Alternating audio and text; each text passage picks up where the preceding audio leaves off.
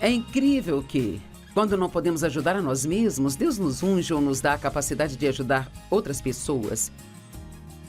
E ao ajudar outras pessoas enquanto está sofrendo, é o que te traz eventualmente sua própria vitória.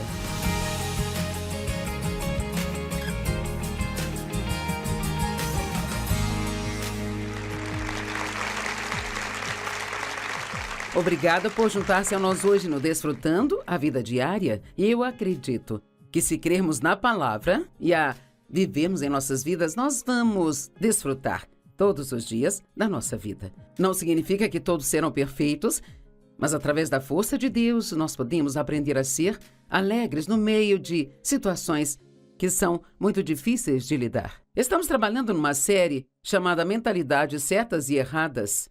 E como os nossos pensamentos realmente têm um enorme impacto em tudo na nossa vida. Então hoje vamos falar da mentalidade errada chamada autopiedade. Sentir pena de si mesmo. E eu fiz muito disso na minha vida. Alguém já sentiu pena de si mesmo? Bem, uns 3 ou 4. É bem assim. Eu amo isso. Você quer um milagre? Quem já perdeu tempo sentindo pena de si mesmo? Essa é a coisa mais inútil, a coisa mais egocêntrica que podemos fazer. Deus mostrou-me há muito tempo que a autopiedade é uma forma de idolatria. Mas espera um minuto, não. Estou me curvando e adorando ídolos, sabe? Mas quando você fica sentindo pena de si mesmo, na verdade você está se voltando para si e idolatrando a si mesmo. E tudo fica sendo sobre você. E sabe, Deus nos deu o dom de compaixão, que é para fluir de nós em direção a outras pessoas que estão sofrendo ou passando por tempos difíceis. Mas se pervertemos esse dom e o transformamos em autopiedade, então tudo fica sendo sobre nós. E eu vou te lembrar de um pequeno segredo que espero que você não tenha esquecido, mas se for esse o caso, é incrível que, quando não podemos ajudar a nós mesmos, Deus nos unge ou nos dá a capacidade de ajudar outras pessoas. E ao ajudar outras pessoas enquanto está sofrendo, é o que te traz eventualmente sua própria vitória. Se você pensar sobre isso logicamente, se eu posso te ajudar, por que não posso ajudar a mim? Porque Deus quer que nós nos ajudemos uns aos outros. Ele trabalha através de nós, é Deus que faz, mas Ele age através de pessoas para ajudar as outras pessoas. Mas se eu estou focada em mim, e a única música que conheço é tudo sobre mim, então eu realmente não consigo alcançar outras pessoas. E acredite, passamos muito tempo pensando em nós mesmos. Sei que você já ouviu a palavra mártir. Bem, ela é uma mártir ou ele é um mártir. E o que é isso? É a pessoa que faz uma grande demonstração de sofrimento para despertar simpatia. Veja, a autopiedade está errada, mas também é errado tentar fazer com que outras pessoas sintam pena de você. Eu me lembro nos primeiros anos do meu casamento com Dave, eu ficava sentindo pena de mim mesma sobre alguma coisa, eu ficava tentando explicar tudo para ele. Eu me lembro dele olhar para mim e dizer, eu não vou ter pena de você. E eu ficava pensando, você tem um coração duro, você é mau e não me ama, é indiferente. Sabe, eu ficava brava com ele porque eu pensava, você não tem nenhuma compaixão. E ele dizia, você não precisa que eu sinta pena de você, você precisa pegar esse problema e permitir que Deus te ajude a superá-lo. E veja, a verdade é que, enquanto ficarmos sentindo pena de nós mesmos, nós não vamos superar qualquer que seja o problema com o qual estamos lidando. E mesmo que você possa ter razão para sentir pena de si mesmo, Deus me diz, você não tem o direito de fazê-lo, porque eu estou disposto a libertá-la. Veja, só porque temos uma razão para fazer algo, não significa que temos o direito de fazê-lo. Como crentes em Jesus Cristo, como crentes em Jesus, nós temos muitos direitos e privilégios que não teríamos se não fôssemos crentes, mas também temos uma maior responsabilidade. Para quem muito é dado, também muito é requerido. A idolatria é voltar-se para si mesmo, concentrar-se em si, nos seus sentimentos, pervertendo o dom da compaixão que foi dado para ser direcionado aos outros e não para ser direcionado a nós mesmos. Uma mártir, uma mulher que trabalha muito em sua casa, mas que se considera escrava de todos. Aqui eu sou uma escrava, enquanto faço todo o trabalho, todo mundo fica se divertindo. Olha essa, passei o dia todo cozinhando e vocês comendo e agora vocês vão embora, deixa bagunça para eu arrumar. São pessoas que vivem se sacrificando, mas não com a motivação certa. Sabia que às vezes nós literalmente nos esgotamos tentando ganhar a simpatia? A maneira como eu agi anos atrás quando o Dave saía para jogar golfe. Ou assistir ao futebol. Eu queria que ele prestasse atenção em mim. Eu era insegura, então quanto mais atenção o Dave me dava, quanto mais ele me oferecia, melhor eu me sentia sobre mim, sabe? Mas cedo ou tarde as pessoas vão se cansar de tentar te manter bem o tempo todo. De quantos elogios você precisa todos os dias para se sentir bem? Se as pessoas não te dão o que você quer, não fique bravo com elas, vá até Deus e peça o que você quer. E Ele pode agir através daquela pessoa, pode trabalhar através de uma outra. Mas Deus fica um pouco insultado quando continuamos indo para outras pessoas. Bem, você nunca me encoraja. Peça a Deus para encorajá-lo. Deixe-o fazer através de quem Ele quiser fazer. Eu trabalhava muito para fazer um grande jantar, depois ficava sentindo pena de mim. Dave saía para assistir o futebol, então eu começava a limpar a casa fazendo aquela barulhada. Tem alguma senhora aqui que limpa a casa fazendo barulho?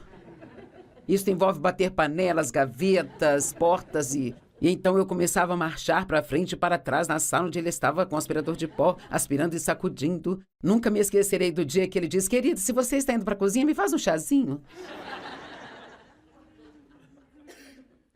A autopiedade é uma grande armadilha e uma das ferramentas favoritas de Satanás para nos manter no deserto. Agora, aqui está uma pequena reviravolta, mas isto aqui é muito importante. Eu não mereço as bênçãos de Deus porque eu não sou digno. É uma atitude de que não vão receber as bênçãos de Deus porque acham que não merecem. O engraçado é que você está certo, você não merece. Nós realmente não as merecemos. E aquelas pessoas que tentam merecê-las são as mais miseráveis de todas, porque elas estão constantemente nas obras da carne, tentando merecer o que Deus nos dá gratuitamente. Você não pode merecer um presente. É tudo com relação à graça. É um dom. Graça é aceitar o inaceitável e amar o não amável. Os israelitas não sabiam como receber isso. E há uma história em Números 13. Isto pode não ter sido com todos eles, mas pelo menos muitos deles tinham uma imagem pobre de si mesmo. Alguém sabe o que eu quero dizer quando eu digo uma imagem pobre sobre si mesmo? Geralmente, se você tem uma atitude ruim sobre si mesmo, está sempre se comparando com as outras pessoas. Se você não tem o que elas têm, então não está feliz. Se você não pode fazer o que elas fazem, não está feliz. Se tem 3 quilos a mais do que elas, você não está feliz também. Eu sei disso, eu já fui assim.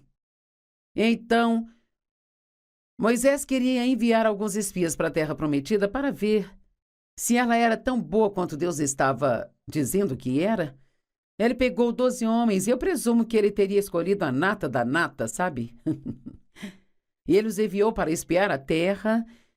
E se você ler a história em Números 13, quando eles voltaram, 10 deles disseram: "Oh, havia gigantes na terra que vêm dos Nefilins." Ouça isso. E nós parecíamos como gafanhotos para nós mesmos, e assim nós parecemos para eles. Nossa, que mensagem! Eles se viam como se eles fossem pequenos, incapazes e sem a habilidade para derrotar aqueles gigantes. E a maneira como se sentiam sobre si mesmos foi a imagem que eles passaram para os outros. E assim, então, a atitude deles em relação a si mesmos, mais do que nunca, convenceu os gigantes de que poderiam ser derrotados. E eu sei que, para mim, é muito difícil para mim trabalhar em estreita colaboração com alguém que é inseguro e não confia em si mesmo. Porque se eles não confiam em si, então eu tenho dificuldades em colocar a minha confiança neles.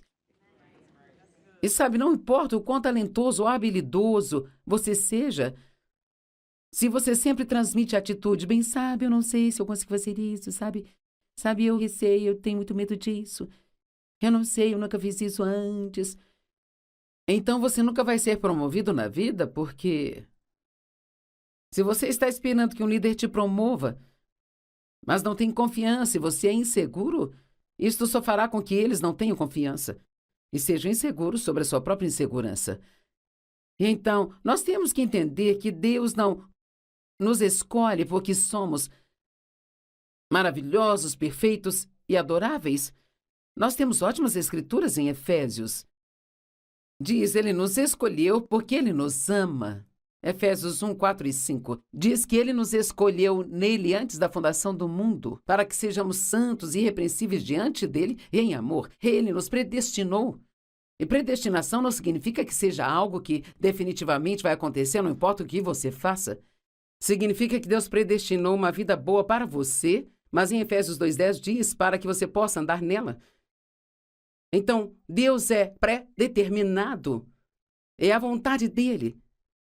Tudo foi providenciado e pago, tudo foi comprado com o sacrifício de Jesus. Uma ótima vida está esperando por cada um de vocês. Para todos vocês, assistindo ao programa, para cada pessoa aqui, ninguém pode ter uma vida melhor do que você pode ter. O seu melhor pode não vir da mesma maneira que o melhor de outra pessoa, mas cada um de vocês pode ter uma maravilhosa, incrível vida. Não porque você é bom, mas porque Deus é bom. E você realmente precisa dizer, eu não mereço coisa alguma, mas eu vou buscar todas as bênçãos que eu puder obter. Deus quer que nós nos acheguemos ousadamente diante do trono da graça, para que possamos receber tudo o que Ele tem para nós. Ele nos predestinou por meio de adoção para sermos filhos e filhas através de Jesus Cristo, de acordo com o propósito da sua vontade. Em outras palavras, Deus ama você porque Ele quer amar. E você não pode fazer nada a respeito. Então você pode aceitar, ou você pode rejeitar, mas não pode merecer, você não consegue merecer. É um dom gratuito, então é pegar ou largar. Amém? Então nós o amamos porque Ele nos amou primeiro. Quando você realmente começar a entender o quanto Deus te ama, então você vai reagir amando-o de volta, e quando nós o amamos, nós vamos querer obedecê-lo. Então não faça isso ao contrário. Jesus é digno e nós somos co-herdeiros com Ele. Deixe-me perguntar, você é um empregado ou um herdeiro? Agora, quer saber, eu espero deixar uma boa herança para meus filhos e netos. E eu sei que nenhum deles, quando eu me for, vai recusá-la. Nenhum deles vai dizer, eu não sou digno, não posso aceitar. Eu oro para que eles não briguem pelo que sobrou. E nós precisamos ter a mesma atitude que Jacó teve. Jacó e Esaú, você conhece a história, eram gêmeos? Esaú era o primogênito e assim, o primogênito sempre tinha uma porção dupla em tudo. Mas Jacó roubou de Esaú a primogenitura, se aproveitou de um momento em que ele estava com fome. A mãe dele foi quem o manipulou e o convenceu. E o seu nome, na verdade, significa trapaceiro, vigarista, manipulador, traiçoeiro. E aqui está Jacó, que Deus usou poderosamente. Mas ele começou como trapaceiro, um vigarista, um traiçoeiro, um manipulador. Ele mentiu para o pai, roubou o direito de primogenitura do irmão e ele fugiu como louco, que é o que costumamos fazer quando fazemos algo errado. E assim ele fugiu por muitos e muitos anos com medo de Esaú. Mas então eu amo a história de Gênesis 32. Aparentemente, ele finalmente se cansou de fugir, então diz que ele enviou a sua esposa e os filhos e tudo o que ele tinha para o outro lado do rio. Ele foi se encontrar com Deus. E sabe, às vezes você tem que estar disposto a se afastar de tudo é apenas se acertar com Deus e pronto. E assim, a Bíblia diz que ele lutou com um homem, com letras maiúsculas. Aquele era o anjo do Senhor. Ele lutou com ele a noite toda. Você já teve uma luta com Deus? Vamos lá. E quando o homem viu, o homem, que ele não prevalecia contra Jacó, ele tocou na sua coxa e a coxa de Jacó foi deslocada das juntas enquanto lutava com o anjo. E a Bíblia diz que ele passou toda a sua vida mancando. E eu entendo esse mancar como as nossas fraquezas, enfermidades, incapacidades e assim, sabe, você pode sair mancando desde que saia com a sua bênção. Amém? Então ele disse, deixe-me ir. Imagine Deus dizendo, deixe-me em paz, deixe-me ir. Pois o dia já nasceu, mas Jacó disse, ouça isso, não vou deixá-lo ir a menos que você me abençoe. Então aqui está esse vigarista, trapaceiro, manipulador, mentiroso, com audácia de lutar com Deus e dizer, eu não vou deixá-lo ir até que você me abençoe. E quer saber? Deus gostou da atitude dele. Eu disse, Deus gostou da atitude dele. Deus ama uma atitude que venha pressionada com base na palavra e não com base no seu desempenho. Então nós prosseguimos para as promessas de Deus porque Ele nos prometeu, não porque nós as merecemos. E Jacó saiu de lá abençoado. Eu amo isso sobre o Espírito Santo. Está em João 16, que quando o Espírito da verdade vier, ele vos guiará a toda a verdade. É assim que Deus endireita as nossas vidas, nos ensinando a verdade. E quando nós finalmente a encaramos e admitimos e assumimos os nossos problemas, aí ele nos liberta. Não é a verdade sobre outra pessoa que te liberta. É a verdade sobre você. Quantos concordam que assumir seus problemas é um desafio? Como nós gostamos de culpar os outros. Pois ele não falará por sua própria autoridade, mas o que ele ouvir, ele falará e declarará a vocês as coisas que hão de vir. Agora veja isso. Ele vai glorificar-me, porque ele ouvirá aquilo que é meu e vai declarar a vocês. Então, o Espírito Santo, a Bíblia Amplificada diz, ele vai transmiti-la a vocês. Mas sabe, um transmissor precisa de um receptor. Estamos transmitindo esse programa agora pela televisão e ele está indo para vários lugares no mundo, em mais de 100 idiomas, mas algumas pessoas não ficam com os receptores ligados. Elas não ficam com os receptores ligados e elas vão perder tudo. E é assim que muitos de nós somos. Deus quer nos dar algo, mas não estamos com nossos receptores ligados. Eu perdi a paciência ontem. Ou eu não orei como eu deveria nesta manhã. Não leio a Bíblia há 3 dias. Como posso pedir a Deus que me ajude agora que estou em apuros? A palavra, sabe, nós usamos muito a palavra conseguir. Você conseguiu sua vitória, conseguiu seu milagre, conseguiu ter o Espírito Santo, conseguiu a salvação. Mas essa não é uma palavra bíblica. Você recebeu o Espírito Santo. Todos aqueles que o receberam, deu-lhes o poder de serem feitos filhos de Deus. Então, precisamos saber a diferença entre conseguir e receber. E a palavra conseguir significa obter por meio de luta e esforço. Alguém aqui sabe alguma coisa sobre luta e esforço? Mas ouça isso, a palavra receber significa agir como um receptáculo e simplesmente aceitar o que é oferecido. Então é muito mais relaxante do que tentar conseguir. Desde quando nós éramos crianças no mundo, ouvimos a frase, você tem que merecer. Não há bônus sem ônus.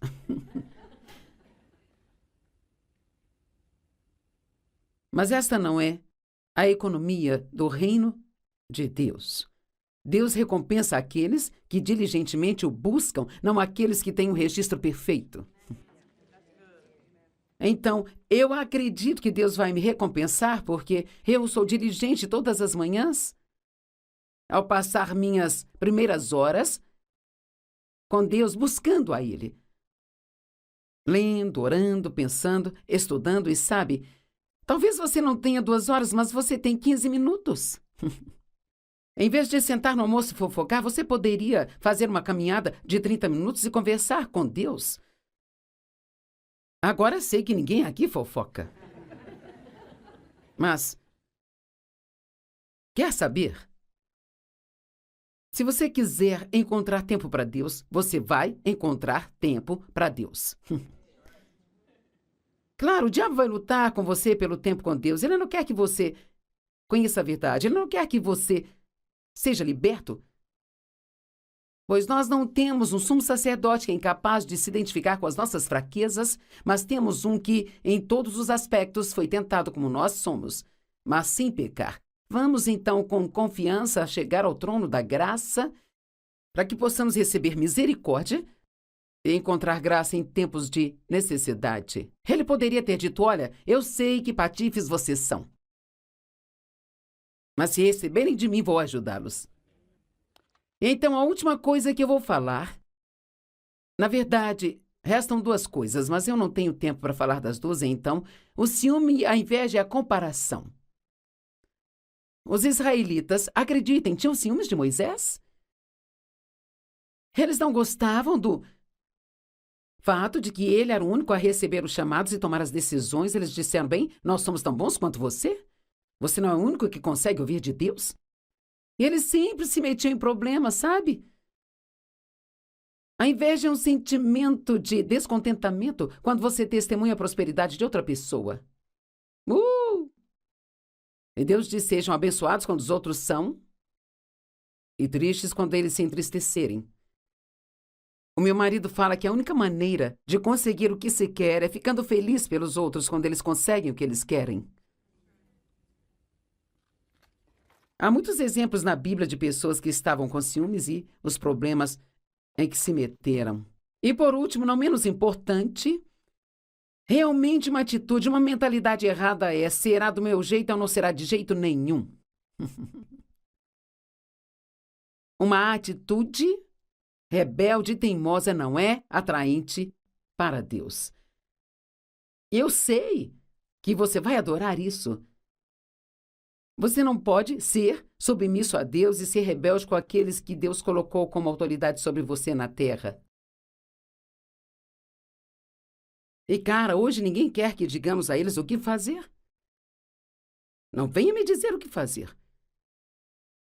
Não gostamos de placas de limite de velocidade, nem cintos de segurança. Não gostamos, sabe?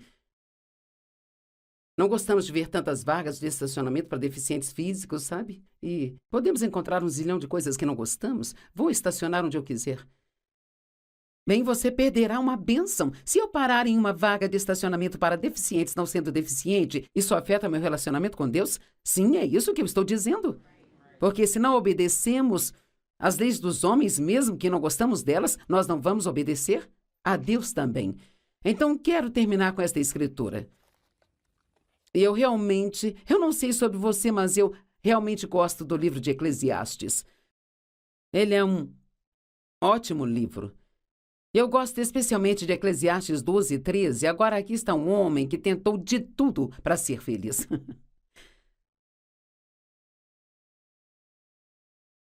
E então, em Eclesiastes 12, ele diz, bem, aqui está o fim de tudo. Tudo foi ouvido, eu tentei de tudo, mas tudo... O que posso dizer é, tema a Deus e guarde os seus mandamentos, pois este é o dever de todo homem. Então, basicamente, ele está dizendo, eu tentei tudo que se possa imaginar para ser feliz. Ele teve muitas mulheres, construiu palácios e também piscinas. Ele tinha tudo aquilo que alguém possa desejar. E muitas dessas coisas eram ridículas e nada disso o fez feliz. E ele disse, de tudo que se ouviu, a conclusão é esta. Espero que alguém aqui entenda. Então, aqui está a conclusão. Tema a Deus, não tenha medo de Deus, mas sim um temor reverencial que diz, Deus é incrível, Ele é poderoso. Eu preciso obedecer a Ele. Tema a Deus, guarde seus mandamentos. E a Amplificada diz, isso é o que faz todo o resto em sua vida ter harmonia. É o ajuste para todos os problemas. Pai, obrigada pela palavra de hoje. Eu oro para que as pessoas tenham ouvido e que elas sejam livres e libertas, para que realmente desfrutem a vida que o Senhor preparou para elas. Em nome de Jesus. Amém.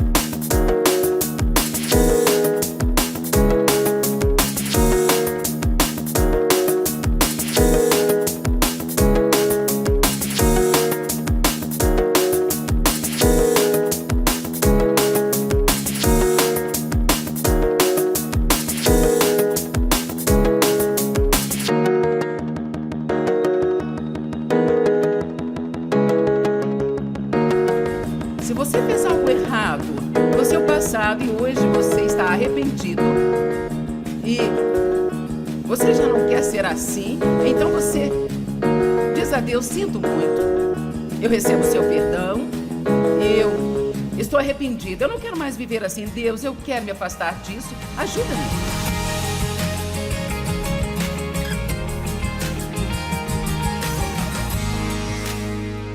Há um Deus perfeito e aqui estou eu agora nascida de novo e eu tenho esses pequenos ruídos aqui dentro, eu quero mudar, eu estou começando a ser convencida de coisas que eu costumava não ter convicção e então o Espírito Santo está lidando comigo e Ele está me chamando para Ele, me chamando para Ele e vai ser assim, desse jeito a vida toda. Então agora, se eu não tomar cuidado, o que eu começo a fazer é tentar mudar sozinha. E você diz, não é isso que você está nos dizendo para fazer? Não, o que eu estou dizendo para você fazer é ceder. Ceder ao trabalho do Espírito Santo. Eu não consigo me mudar, mas posso estudar a palavra. Eu não consigo me mudar, mas posso andar com algumas pessoas que podem ser uma boa influência em minha vida. Amém? Eu não consigo mudar a mim mesma, mas eu posso querer mudar e posso orar para que Deus mude-me. Eu posso depender da graça dele, porque é isso que acontece no minuto em que começamos a tentar fazer o que Deus nos disse para fazer sem pedir a ele por ajuda. Então, ele se ofende. Não, você não vai fazer isso sem mim. Vai ser eu ou vai ser você, mas não vai ser nós dois. Então, quando digo para você mudar, por favor, não vá para casa e tente, vá para casa e creia. Amém? Vá para casa e passe mais tempo com Deus, se apegue à videira. Você já viu uma macieira ou algum tipo de árvore frutífera por aí?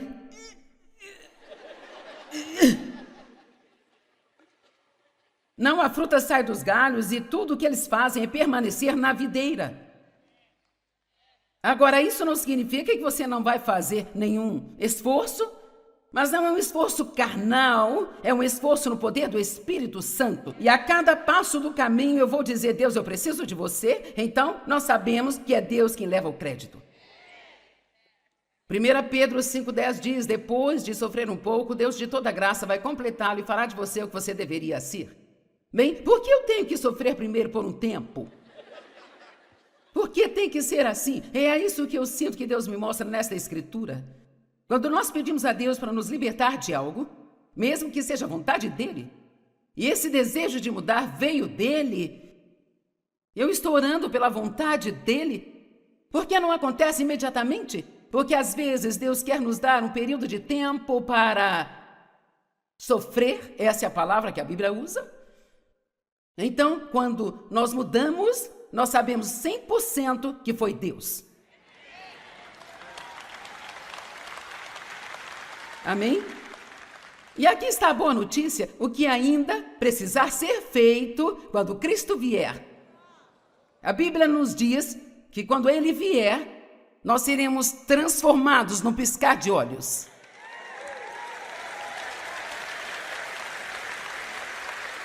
Então, o que restar para ser feito será mudado naquele instante.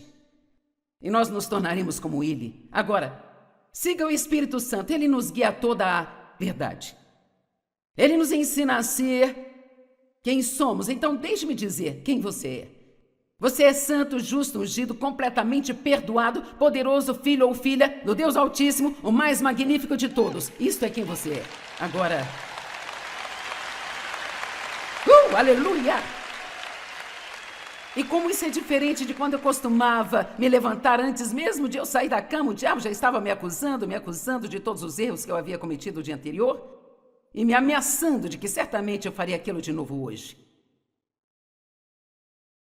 E aí você se levanta.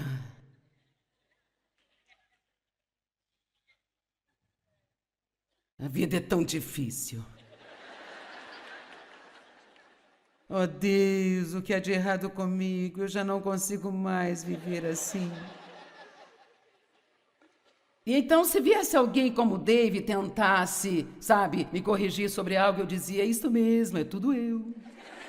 E tudo é culpa minha, eu sou a pior pessoa de todo o universo. Alguém se identifica com isso? É por isso que você está rindo? Mas hoje me levanto de manhã e eu digo, eu sou filha de Deus, Ele me ama. Ele me justificou com Ele, não há condenação para aqueles que estão em Cristo. Eu vou ter um ótimo dia. Satanás é o acusador dos irmãos. Ele nos alimenta com um constante fluxo de mentiras sobre nossos defeitos, nossos erros, fraquezas e pecados. E nós temos que resistir a ele e não ajudá-lo concordando com ele. Toda vez que concordamos com o diabo, estamos ajudando a ele. E quando concordamos com Deus, resistimos ao diabo. É questão de aprender o que está escrito aqui e acreditar nisso.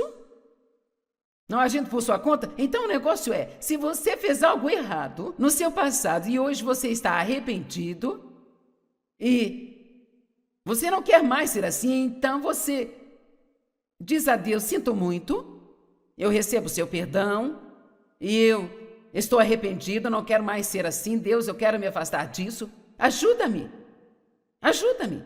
Às vezes digo a Deus: me amarre no altar e não me deixe ir até que você consiga as coisas do seu jeito. Ok? Então, você tem uma escolha agora, de ir para casa e aplicar o que eu estou dizendo aqui hoje. E quando o acusador dos irmãos vier te visitar e você começar a... Porque ele vai dizer: isso não te fez bem ir nesse seminário. Você só está perdendo o seu tempo. Você está na igreja há 20 anos e ainda é a pessoa mais burra do quarteirão. Você nem age como se fosse salvo.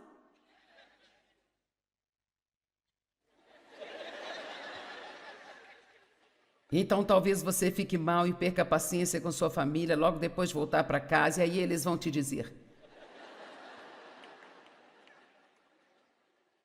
com certeza o seminário te fez muito bem, sabe? E a menos que você saiba quem é em Cristo, você vai tentar rastejar para fora daquilo. Amém? E é aí que você precisa tomar posse e dizer: quer saber, vocês estão certos, não estou agindo bem, sinto muito, a culpa é minha, eu assumo. Isto é encarar a verdade que eu disse ontem. Veja, você não fica na defensiva, você não faz nada aqui. Ou, se você tivesse limpado esta casa como eu mandei, eu não teria entrado aqui e ficado brava. Vamos, alguns de vocês já planejaram o seu fracasso. Você já está pensando: se eu chegar em casa e aquela casa estiver uma bagunça, e se eles não tiverem feito o que eu mandei, cara, eu vou ficar brava. Você precisa planejar ser doce. Vamos lá. Bem, pessoal, tudo bem? Vocês estão certos? Eu sinto muito. Aprendi muito neste fim de semana e vocês vão ver mudanças em mim, mas peço que sejam pacientes comigo enquanto estou crescendo. As pessoas te respeitam quando você age assim. Elas te respeitam. Não há nada que eu despreze mais do que tentar lidar com alguém que toda vez que você tenta dizer qualquer coisa sobre o erro que elas cometeram, que elas precisam mudar, elas ficam na defensiva. É tão incrível ouvir alguém dizer: quer saber? Você está certo? Me perdoe. Ore por mim, vou fazer melhor da próxima vez. Agora, Paulo era um perseguidor dos cristãos? É muito interessante para mim as pessoas que Deus escolhe. Como Paulo poderia ter superado o sentir-se culpado? Alguém mencionou nesta manhã: é possível que ele estivesse pregando para os filhos de pessoas as quais ele ajudou a planejar o assassinato? Tente superar isso. Vejamos o capítulo 3 de Filipenses. Estamos muito familiarizados com os versos 11 até o 14. Que, se possível, eu possa alcançar essa ressurreição espiritual e moral que me tira dos mortos, mesmo estando nesse corpo. Não que eu já tenha conseguido isso ou que seja perfeito, mas eu prossigo para alcançar, pois para isto eu fui alcançado pelo próprio Cristo Jesus. Versículo 13. Eu não considero que já tenha alcançado, mas uma coisa eu faço, que é a minha única aspiração, me esquecendo do que ficou para trás, prossigo para as coisas que estão adiante. Então Paulo diz que havia uma pressão, e prosseguir significa literalmente prosseguir contra a pressão. Quando a mulher do fluxo de sangue era pressionada pela multidão, havia uma pressão tentando impedi-la de chegar a Jesus. Mas então ela tinha esta sagrada determinação: ninguém vai me impedir de chegar até Jesus. E é desta forma que nós precisamos agir. E então, quando o diabo vier novamente com a culpa, você diz: eu já fui perdoada por isso, Deus já me perdoou, ele já se esqueceu. Você tem que ser capaz de dizer: isto é uma mentira de Satanás. E agora ouça-me, porque isso é muito importante para você ir para casa e se sair melhor. Só porque eu me sinto culpada, isso não significa que eu sou culpada. Eu vou acreditar nos meus sentimentos ou vou acreditar na palavra de Deus? Sabe, eu descobri que eu posso ser confiante quando eu não me sinto confiante. Você não sabe, mas ontem à noite, quando eu cheguei aqui, eu não me sentia tão confiante como eu estou me sentindo hoje. Mas eu ainda consegui ficar confiante, porque eu sei quem eu sou em Cristo, e eu sei que Ele está sempre comigo, e então, às vezes eu me sinto mais ungida que outras, mas acredito que sempre sou ungida, fui chamada para fazer o que estou fazendo. Eu te pergunto novamente, nós vamos servir e nos curvar aos nossos sentimentos e deixá-los nos governar? Se fizermos isso, Satanás vai ter seu auge conosco. Ao ir para casa e se sentir culpado, é quando você abre a boca e diz em voz alta: ok, eu me sinto culpado, mas eu não sou, porque eu já falei com Deus sobre isso e eu fui perdoado, completamente e totalmente perdoado. Você não vai roubar minha paz, diabo, você é um mentiroso, você é o acusador dos irmãos, mas eu te venci pelo sangue do Cordeiro e pelo testemunho da palavra de Deus. Retruque o diabo com a palavra. Eu nunca fiz um seminário completo sem que em algum ponto eu não fale sobre o confessar a palavra de Deus em voz alta. Isso é o quanto eu acredito no poder de fazer isso. Chamar à existência as coisas que não existem. Não importa como eu me sinto, isso é o que eu sei. Amém? Posso não me sentir perdoada, mas eu sei que fui perdoada. Eu posso não me sentir amada, mas eu sei que sou amada.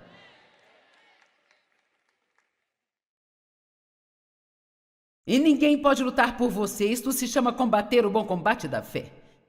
Posso te ensinar, posso te dar as escrituras, mas honestamente, se isso for um problema em sua vida, eu não vou dizer que eu posso balançar uma varinha de oração sobre você hoje e te mandar para casa e você nunca mais ter que lutar contra esta culpa de novo. Eventualmente, você pode chegar ao ponto onde isso não será problema na sua vida, mas deixe-me dizer algo, nós não podemos fugir de Golias e derrotá-lo. Davi não fugiu de Golias, a Bíblia diz que ele correu rapidamente para a linha de batalha. Davi foi ungido para ser rei 20 anos antes dele usar a coroa. E uma das coisas que ele teve que aprender nesse tempo foi se tornar um assassino de gigantes. E se você quiser usar a coroa da plenitude do que Deus tem para você, e eu quero usar a coroa da plenitude do que Deus tem para mim, então eu não posso ter medo do diabo, eu tenho que aprender a enfrentá-lo, eu preciso conhecer a palavra, e quando o inimigo mentir para mim, eu preciso abrir a boca e dizer, não importa como eu me sinto, não importa como tudo parece, isso é o que eu sei. Eu estou animada, mas antes de Paulo dizer, uma coisa eu faço e é a minha única aspiração, me esquecendo do que ficou para trás. Tem algumas outras coisas que ele diz que permitiram que ele chegasse ao ponto em que ele pôde dizer, eu não vivo com culpa e condenação. Não estou onde eu preciso estar, mas eu não estou preocupado. Isso não é incrível? Eu ainda não estou onde preciso estar, mas não me sinto condenada porque conheço meu coração e sei que a essa altura, no ano que vem, estarei melhor do que agora. Eu ainda não terei chegado, mas observe, quando eu voltar no próximo ano, estarei melhor do que hoje. E vocês também estarão. Mas se você ler isso no contexto, ele começa no verso 9, no capítulo 3, e diz o verso 9, sim, verso 9 do capítulo 3 diz, para que eu possa ser encontrado e conhecido como estando nele, não tendo qualquer justiça em mim, mas apenas aquela justiça que ele dá e procede dele. Então ele começa dizendo, eu tenho que saber que eu fui justificado com Deus. E não é a minha justiça, não é a minha habilidade de me comportar direito, mas eu tenho a sua justiça. Agora estamos a caminho de derrotar a culpa, mas antes de chegar lá, você tem que saber que foi justificado com Deus. Você tem que saber quem você é antes das suas ações mudarem. O seu quem vem antes do seu agir. E a religião nos diz que se você fizer isso, então será aceitável. Mas a Bíblia diz que você é aceitável para Deus através de Jesus. Agora você pode ir e gradualmente aprender a fazer a coisa certa. Estão aí? Isso quer dizer que alguém que nasceu de novo ontem à noite, esta é uma pessoa tão justa quanto eu, depois de 40 anos pregando a palavra de Deus. E você acha que o diabo vai deixar você crer nisso? Agora, seu comportamento talvez não seja tão bom quanto o meu. E o meu talvez não seja tão bom quanto de outra pessoa aqui, que talvez tenha sido salva há 50 anos, eu não sei. Mas a boa notícia é que nós não somos aceitáveis para Deus com base no que fazemos. Somos aceitáveis para Deus primeiro. E se nós entendermos o que Ele fez por nós, se conseguirmos ver a beleza da graça de Deus e o que Ele fez nas nossas vidas, se conseguirmos entender o quanto Ele nos ama, ficaremos tão animados que nós não iremos querer fazer nada além de buscar a Deus e buscar a vontade dEle e buscar sua santidade e sua justiça e passar o resto de nossas vidas tentando glorificá-lo, sendo tudo que Ele quer que sejamos. Vamos lá. E conseguir amar a Deus adequadamente, se estivermos fazendo isso para receber algo. Como você pode receber o que você já tem? Tudo dele já pertence a você. Tudo aquilo que Deus tem é seu. Amém? Todas as coisas. Tudo. Eu não tinha dinheiro quando me casei com o David, mas quando me casei, ele tinha um pouco de dinheiro, então de repente eu tinha dinheiro. Quando me casei com o David, não tinha um carro, mas ele tinha um carro, um bom carro. Então, de repente, eu tinha um carro. Mas quer saber? Agora eu podia assinar o nome dele. Depois que nos casamos. E agora eu tinha a mesma autoridade que ele tinha com o seu nome. Mas quer saber? Eu não tinha nada disso quando estávamos namorando.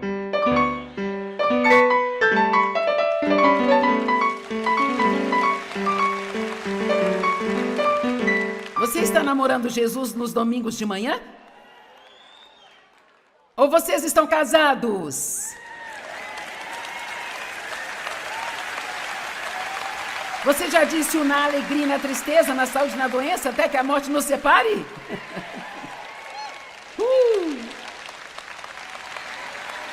Eu estou dentro, Jesus, eu estou dentro.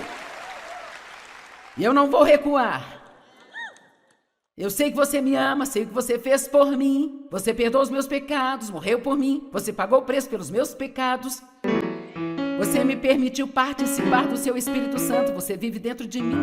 Eu não tenho certeza de onde preciso estar, mas graças a Deus não estou onde estava. Mas eu estou bem e estou a caminho. E não há nenhuma condenação para aqueles que estão em Cristo Jesus. E você diz bem a parte que diz o que anda no Espírito e não pela carne. O que isso está lá? Em Romanos 8:1, não há condenação para aqueles que andam no Espírito e não na carne. E na hora pensamos, bem, esse é o meu problema, sabe? Mas o que isso realmente quer dizer é que quando você comete erros, você pode seguir o Espírito Santo para resolvê-los, ou você pode seguir a carne para resolvê-los. Então, se eu seguir o Espírito, ele me mostra a verdade de que estou perdoado e que não há nenhuma condenação. Eu posso esquecer aquilo e seguir em frente, mas se eu seguir na carne, ficarei pensando que cometi um erro que tenho que pagar. E assim a maneira como eu pago é me sentindo mal comigo mesma. Você me ouviu contar essa história, mas ela foi um abrir de olhos para mim. Há muitos, muitos anos atrás, eu me lembro disso, eu posso ver como se estivesse acontecendo hoje. Eu me sentia culpada por algo, não me lembro o quê, porque me sentia culpada o tempo todo. A minha culpa era como um fardo, um pequeno saco pesado que eu carregava para todos os lados. Eu acho que isso até faz você andar um pouco assim, sabe? Diferente.